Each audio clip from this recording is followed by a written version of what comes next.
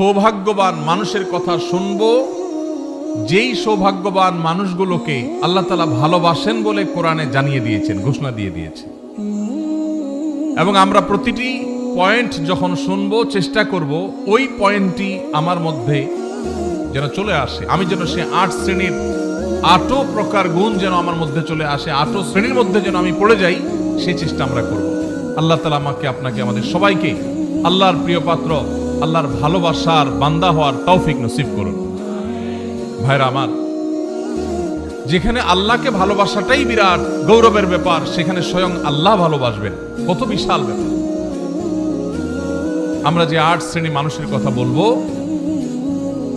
এগুলো আমরা বিভিন্ন সময়, বিভিন্ন বক্তব্যে, বিভিন্ন কোরআনের আয়াতে, বিভিন্ন হাদিসে আমরা শুনেছি, পড়েছি, কিন্তু হয়তো এইভাবে রিয়েলাইজ করার সুযোগ অনেকের হয়নি যে আল্লাহ রাব্বুল আলামিন এই বিশেষ গুণ, বিশেষ বৈশিষ্ট্যধারী মানুষদেরকে ভালোবাসেন।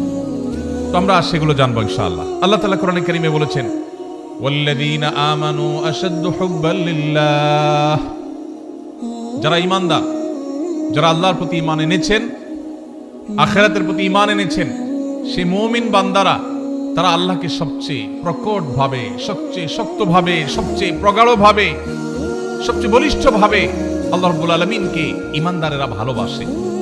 এটা আমাদের ঈমানদারদের ভালোবাসা। আমাদের ভালোবাসা সবচেয়ে প্রকট হবে, সবচেয়ে প্রগাঢ় হবে, সবচেয়ে বেশি ভালোবাসা হবে কার জন্য? কেন আল্লাহর জন্য ভালোবাসা হবে? কারণ ভালোবাসার যে সূত্র, কারোর গুণে মুগ্ধ হয়ে, কারোর অবদানে তুষ্ট হয়ে, তৃপ্ত হয়ে আমরা তাকে ভালোবাসি। সকল গুণের সৃষ্টিকর্তাকে আল্লাহ রাব্বুল আলামিন। যদি কারোর গুণে, কোনো ব্যক্তি বা বস্তুর গুণে আমাকে মুগ্ধ করে এবং তাকে ভালোবাসতে বাধ্য করে, তাহলে ওই ব্যক্তি বা বস্তুর গুণের সৃষ্টিকর্তা, যিনি এই গুণকে সৃষ্টি করেছেন, এই গুণ তার সৃষ্টি না হলে ওই ব্যক্তি বা বস্তুর মধ্যে আসতোই না। তাহলে সে আল্লাহকে ভালোবাসা, এটা আমাদের বিবেকের দাবি, এটা আমাদের যুক্তি এবং ঈমানের দাবি কত বেশি হওয়ার কথা। ঠিক একইভাবে আমার প্রতি কারোর অবদান আছে, কেউ আমার উপকার করেছেন, অর্থ দিয়ে, কড়ি দিয়ে, পয়সা দিয়ে, কোনোভাবে আমার উপকার করেছেন, সেজন্য আমি তাকে ভালোবাসি।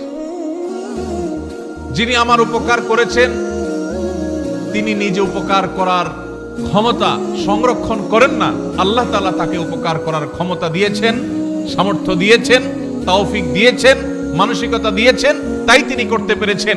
তাহলে যে আল্লাহর দান না হলে তিনি উপকারটাই করতে পারতেন না, তাহলে আমি কারোর দ্বারা উপকৃত হয়ে তাকে যদি ভালোবাসি, তাহলে যে আল্লাহর দানে এই উপকারটা আমি পাওয়ার সুযোগ পেয়েছি, তাকে ভালোবাসা আমার ঈমানের কত বেশি দাবি হতে পারে।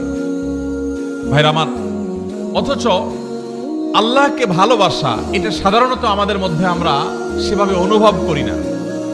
এমনকি আমরা অনেকে হয়তো জানিও না যে আল্লাহকেও ভালোবাসা যায়। অনেক মুসলমান আছে যে আল্লাহর প্রতি ঈমান আনি, আখিরাতের প্রতি ঈমান এনেছি, ঈমানের সব পিলারগুলোর